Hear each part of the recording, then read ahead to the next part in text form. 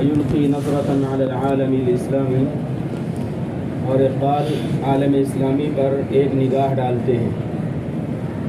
علامہ اقبال عالم اسلامی پر ایک نگاہ ڈالتے ہیں۔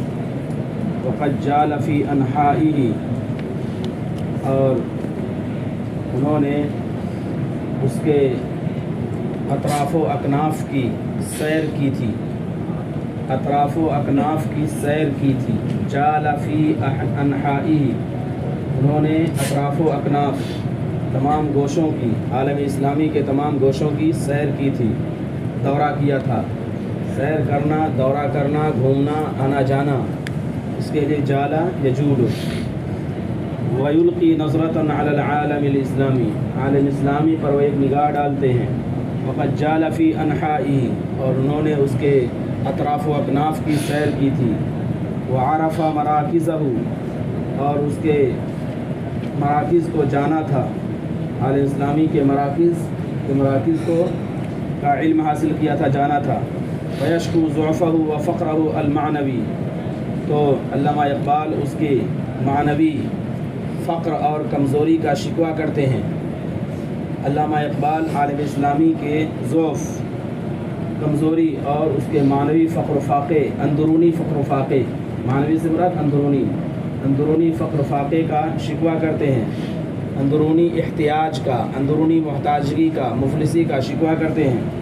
ویقول فی اجمال، اور اجمال یعنی مجمل انداز میں کہتے ہیں، مجمل انداز میں، تفصیل سے نہیں بلکہ اجمالی انداز میں، اجمالی طور پر کہتے ہیں۔ ویقول فی اجمال، اجمالی انداز میں کہتے ہیں، مجمل طور پر کہتے ہیں۔ ان المراکز الروحیہ، روحانی مراکز، الرباطات والزوایا، سرائے اور خانقاہیں، الرباطات سرائے جہاں لوگ ٹھہرا کرتے تھے، سرائے اور خانقاہیں، والزوایا روحانی مراکز، سرائے اور خانقاہیں، اصبحت فقیرتاً، یہ محتاج ہو گئی ہیں، روحانی مراکز محتاج ہو گئے ہیں۔ لا تملک غذاء القلب، یہ روحانی غذا یا دل کی غذا کے مالک نہیں ہیں۔ لا تملک غذاء القلب، قلب کی غذا کے مالک نہیں ہیں۔ ولا تحمل رسالۃ الحب، اور نہ محبت کے پیغام کے حامل ہیں، اور نہ محبت کے پیغام کے حامل ہیں۔ ولا تحمل رسالۃ الحب، اور نہ محبت کے پیغام کے حامل ہیں۔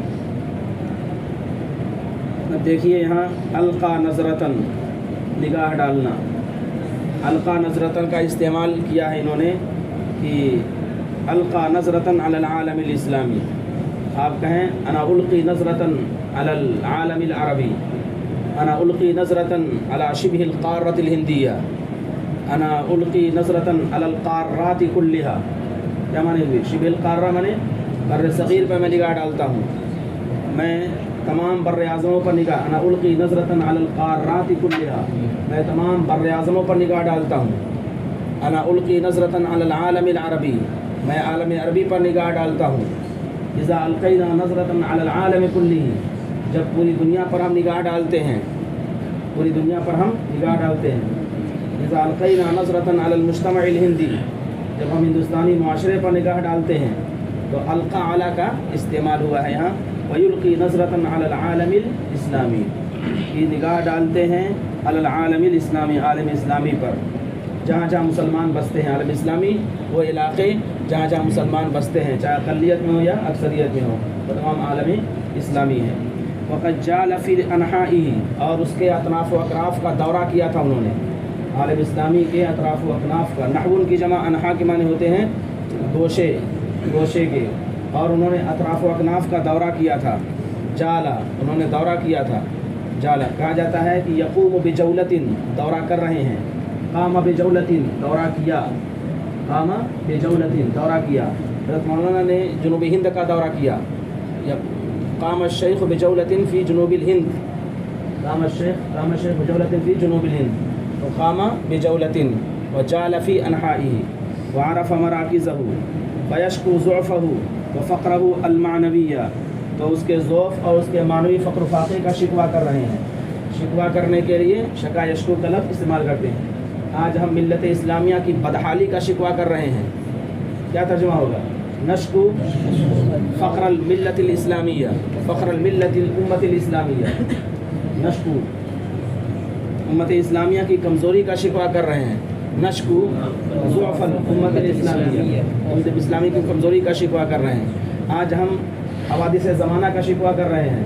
نشکو حوادث الدہری و تقلبات الدہری، انقلاب زمانہ کا شکوہ کر رہے ہیں. حدثان الدہری، گردش زمانہ کا شکوہ کر رہے ہیں. نشکو حدثان الدہری و تقلبات الدہری. تو اس طرح سے شکوہ کرنے کے لیے آتا ہے. فیشکو ضعفہ و فقرہ المعنوی یقول فی اجمال، یقول فی اجمال، وہ اجمال کے ساتھ کہتے ہیں، اجمالی انداز میں کہتے ہیں. ان المراکز الروحیۃ الرباطات والزوایا، جو سرائے ہیں اور خانقاہیں ہیں. اصبحت فقیرۃ لا تملک غذاء القلب، یہ بالکل محتاج ہو گئی ہیں، یہ دل کی غذا کی مالک نہیں ہیں. ولا تحمل رسالۃ الحب، اور یہ محبت کے پیغام کی حامل نہیں ہے، محبت کے پیغام کی حامل نہیں ہے. والمراکز اب یہ کہیں کہ ان الجامعات العصریہ، ان الجامعات العصریہ لا تملک غذاء القلب ولا تحمل رسالۃ الحب، عصری یونیورسٹیاں دل کی غذا کی مالک نہیں ہیں اور محبت کے پیغام کی حامل نہیں ہیں. صحیح ہو جائے گا. ان العقلانیین، روشن خیال لوگ، ان العقلانیین و ان المتنورین، روشن خیال لوگ یہ دل کی غذا کے مالک نہیں ہیں. اور ان العقلانیین لا یملکون القلب ولا یحملون رسالۃ، لا یملکون ہو جائے گا. ان العقلانیین و ان المتنورین وَإِنَّ الْإِخْصَائِيِّينَ، اخصائیین کہتے ہیں کسی فن کا جو ماہر ہو، ماہرین. وَإِنَّ الْإِخْصَائِيِّينَ اسپیشلسٹ جسے کہتے ہیں، اسپیشلسٹ. وَإِنَّ الْإِخْصَائِيِّينَ لَا يَمْلِكُونَ غِذَاءَ الْقَلْبِ وَلَا يَحْمِلُونَ رِسَالَةَ الْحُبِّ، دل کے پیغام کے، محبت کے پیغام کے حامل نہیں ہیں اور دل کی غذا کے مالک نہیں ہیں. مغربی تہذیب میں دل کی غذا بھی نہیں ہے اور محبت کا پیغام بھی نہیں ہے. کیا کہیں گے؟ الحضارة الغربية لا تملك غذاء القلب ولا تحمل رسالة الحب. ان الحضارة الغربية لا تملك غذاء القلب ولا تحمل رسالة الحب. تو اس طرح سے بناتے ہیں. کوئی بھی تعبیر آئے، کوئی بھی جملہ آئے تو اس کو اپنے سانچے میں ڈھالنے کی کوشش کرنی چاہیے. والمراکز العلمیۃ، اور علمی مراکز. المدارس، اس سے مراد مدارس ہے بمعنی الواسع، وسیع معنی میں. علمی مراکز اور وسیع معنی میں مدارس. طغى علیہ التقلید، ان پر تقلید کا غلبہ ہے. طغى علیہ التقلید، طغى یطغى کے معنی ہوتے ہیں چھا جانا. اذهب الى فرعون انه طغى، چھا جانا. طغى یطغى طغیانا معنی ہوتا ہے چھا جانا. طغى علیہ التقلید، اس پر تقلید کا، تقلید سے مراد نقالی، نقالی کسی چیز کی نقالی کرنا. محاکات، عربی میں محاکات بھی کہتے ہیں. طلبہ آج کل مغربی تہذیب کی نقالی کرنے لگے ہیں. ان الطلاب یقلدون الحضارة الغربیہ ویحاکونها. ان طلاب المدارس یقلدون، یعنی نقل کرنے لگے ہیں. ویحاکون، یحاکون حاکا من ہے اس کو نقل کرنا. وینسجون علی منواله، نسج علی منواله اس کو معنی بھی نقل کرنا. وینسجون، نسج معنی بننا ہوتا ہے. وینسجون علی منواله، اور اسی کے طرز پر چلنے لگے ہیں، اسی کے طرز پر چلنے ہیں. نسج علی منوالی، تو قلدہ کے معنی نقل کرنا، حاکا کے معنی نقل کرنا، اور نسج علی منوالی کے معنی ہوتے ہیں نقل کرنا. فَهِيَ تُرَدِّدُ مَا تَلَقَّنَتْهُ فِي الْمَاضِي مِنْ غَيْرِ إِبْدَاعٍ وَابْتِكَارٍ. تو یہ فَهِيَ تُرَدِّدُ، تُرَدِّدُ معنی ہوتے ہیں دہرانا. ردد یردد تردید معنی تو دہرانا. طوطے کی رٹ کہا جاتا ہے تردید البغا. طوطے کی رٹ، طوطے کو سکھا دیجئے، کچھ بھی سکھا دیجئے تو وہی رٹے گا. تو تردید البغا کہتے ہیں، تردید. اور اردو میں تردید کہہ دیتے ہیں تو بالکل انکار کرنا، ختم کر دینا. لیکن عربی میں دہرانے کے لیے کسی لفظ کو یہ لفظ استعمال ہوتا ہے. آپ کہیں کہ میں سبق کو روزانہ دہراتا ہوں، انا اردد الدروس کل یوم، انا اردد الدروس کل یوم، میں روزانہ سبق کو دہراتا ہوں. ردد یردد تردید کے معنی ہوتے ہیں دہرانا. فہی تردد کلما تلقنتہ، تلقنا ہوتا ہے حاصل کرنا، تلقن. تو یہ دہرا رہے ہیں مدارس، یہ مدارس دہرا رہے ہیں جو کچھ حاصل کیا تھا انہوں نے ماضی میں. تلقنا، تو یہ مدارس دہرا رہے ہیں جو کچھ انہوں نے ماضی میں حاصل کیا تھا. من فی غیر ابداع بغیر کسی تخلیق کے اور بغیر کسی جدت کے بغیر کسی تخلیق کے بغیر کسی جدت کے فی غیر ابداع و ابتکار تخلیق کا کیا مطلب یعنی بغیر نئے پن کے اور بغیر کسی انوکھے پن کے وہی پرانی رٹی رٹائی چیزیں وہی دہرا رہے ہیں یہ کہنا چاہتے ہیں فَيَتُرَدِّدُ تو یہ مدارس دہرا رہے ہیں ما تلقنت ہو جس کو انہوں نے حاصل کیا تلقنت ہو جس کو انہوں نے حاصل کیا ہے فی الماضی ماضی کے اندر من فی غیر ابداع بغیر کسی تخلیق کے اور بغیر کسی جدت کے ابتکار جدت کے بغیر کسی تخلیق کے بغیر کسی جدت کے وَهِيَ كَثَوْرِ الطَّاحُونِ يَدُورُ فِي دَائِرَةٍ وَاحِدَةٍ اور یہ مدارس کولو کے بیل کی طرح ہیں کثور الطاحون ثور مانے بیل اور طاحون کے معنی ہوتے ہیں کولو تو یہ کولو کے بیل کی طرح ہیں جو ایک ہی دائرے میں گھومتا ہے جو ایک ہی دائرے میں گھومتا ہے یدور فی دائرۃ واحدہ تو ایک ہی دائرے میں گھومتا ہے